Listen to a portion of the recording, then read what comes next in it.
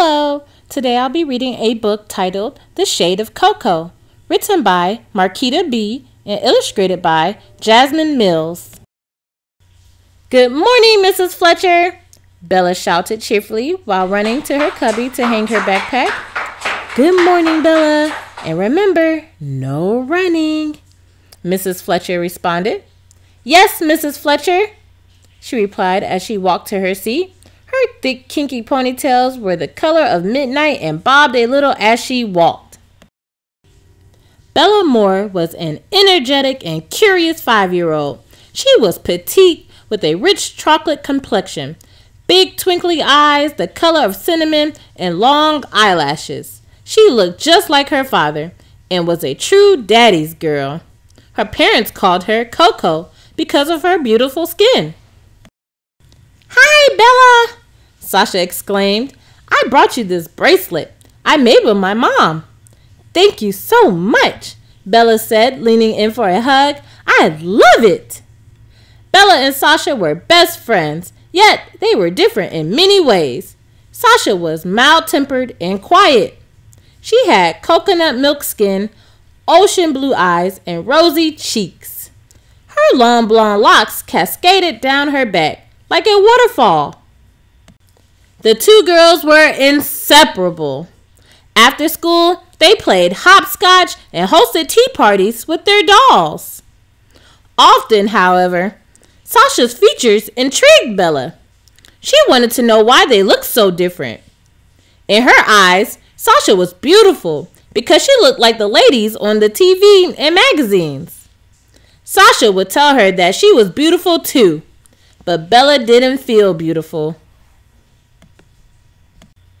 Class that day was full of activities that Bella enjoyed. Before the school day ended, Mrs. Fletcher asked for the class's attention. Okay, children, don't forget that tomorrow is show and tell. Bring in an interesting photo of your family and tell the class what makes them special. I can't wait to talk about my family, Bella exclaimed to Sasha. Me too! I wish I could bring in my kitten Snowball, Sasha said, and the two girls began to giggle. As the bell rang, Bella's mother entered the classroom and sashayed towards the girls. Hello, everyone, she said with excitement. Then she greeted Bella and Sasha with a hug. How are my favorite girls? We are great, Mom. We are excited about tomorrow's show and tell, yelped Bella. Yes, Mrs. Moore. We get to talk about our families, Sasha chimed in.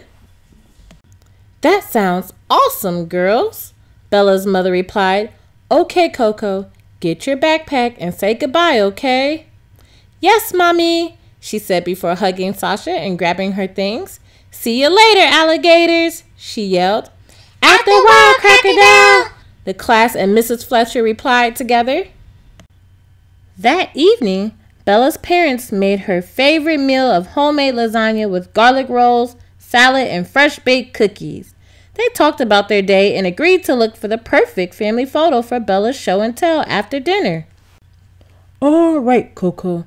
Now that the kitchen is cleared, let's pull out the photo album, Bella's dad said while patting his full belly. Yippee! Bella exclaimed as she grabbed her mother's hand and headed to the living room. The family laughed as they looked through the photos. Bella finally picked a photo her family had taken after church a few weeks ago. She liked the photo because her and her mother wore mommy and me dresses that day. Her dad's tie and socks matched their dresses as well.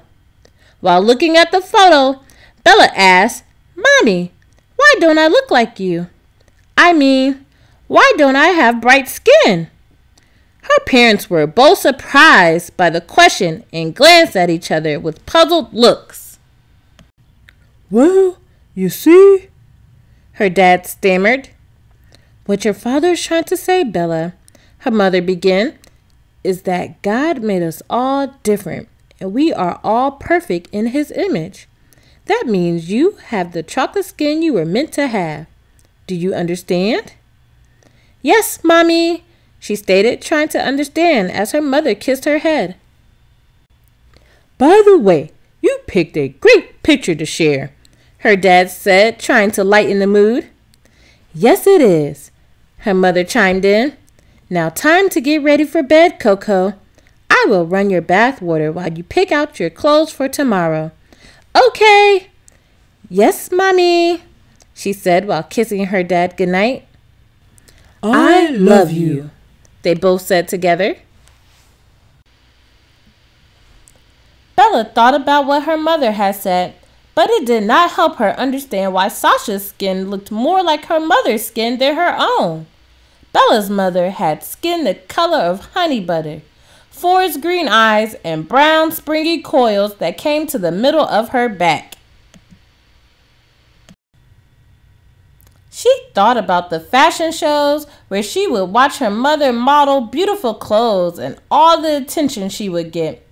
Bella thought about the ladies on TV and magazine covers, all with beautiful, fairer skin, just like her mother and Sasha. As she looked through the window from her bed, she wished on the twinkling stars that she could change her skin. The next day, Bella came into class, cheerful as always. She greeted everyone, put her bag in her cubby, and sat next to Sasha. She finished her math problems and raced through eating her lunch in hopes that doing so would make show and tell time arrive sooner. After recess, it was finally time for show and tell. Mrs. Fletcher called her to the front of the class. This is my family. I am an only child, Bella boasted. This is my favorite picture because we are all dressed alike. Wonderful! Is there anything else you would like to share? Mrs. Fletcher asked. Yes, one more thing.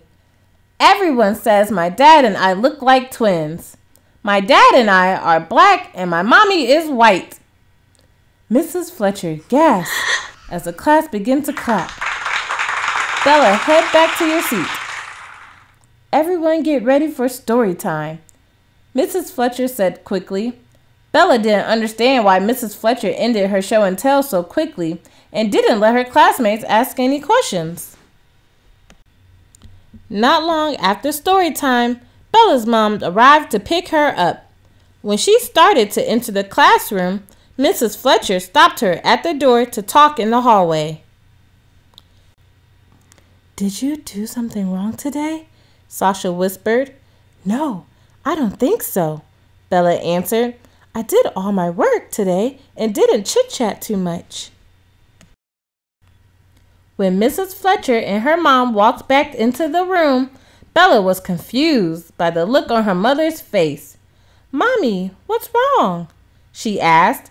Her mother picked her up and told her how much she loved her, but she did not answer Bella's question. The car ride home was silent. When they arrived, Bella's washed up for dinner. From the stairwell, she could see her parents talking quietly. During dinner, they talked about their day, but then conversation shifted. Coco, we want to talk to you about something, her mother said in a somber tone. Okay, Mommy, Bella said softly, still wondering if she was in trouble.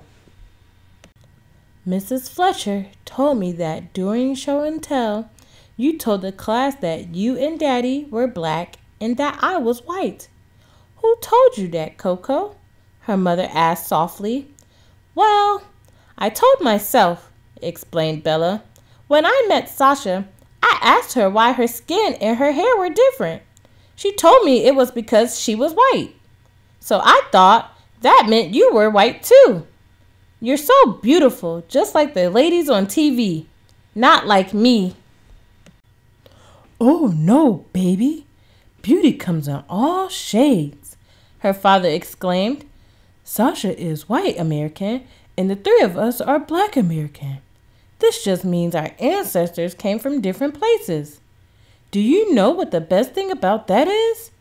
No, Daddy, said Bella quietly. It's that we come in all different shades.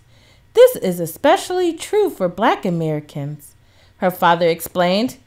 From the color ivory to the color of midnight, no shade is more beautiful than another. Do you understand?" "Yes, Daddy, I think so," she said as she started to imagine different shades of skin. "See, Coco?" Her mother joined in. "Our people came in a rainbow of rich colors. My skin may be different from you and Daddy, but we are still family." Bella's mother put their arms side by side.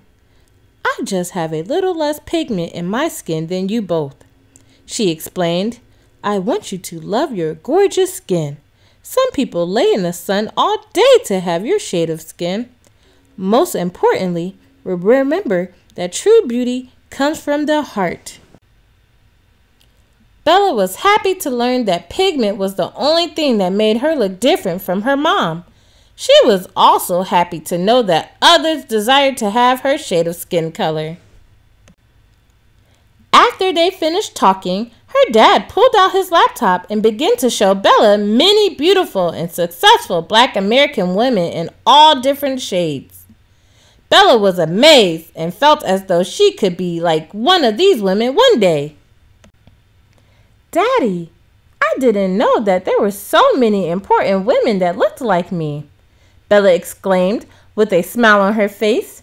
"Of course there are," her father replied, "and me and Mommy are going to remind you of that all the time.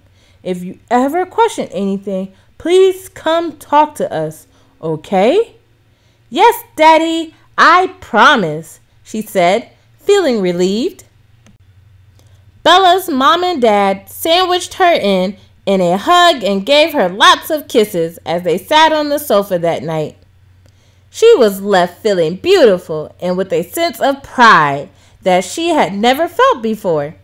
That night in bed, Bella looked up at the twinkling stars and made a promise to herself to always love her chocolate skin and to share her beauty of being Black American with the world.